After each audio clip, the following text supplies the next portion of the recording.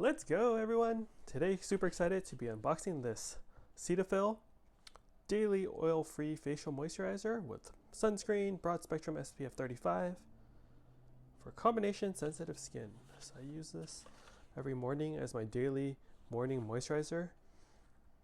Has SPF 35, great for sun protection.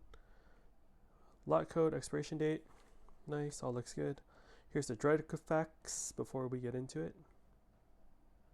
All right, let's get into it.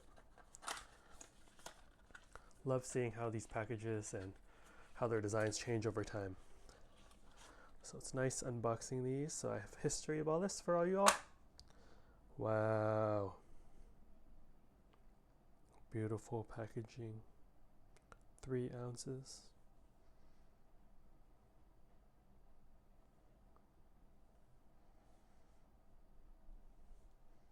Then you have a little twist it to open it, and then twist it to lock.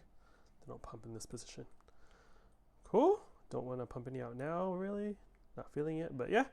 Let me know what you think of this product in the comment section below, and I'll drop a link in the video description on where you can order this from.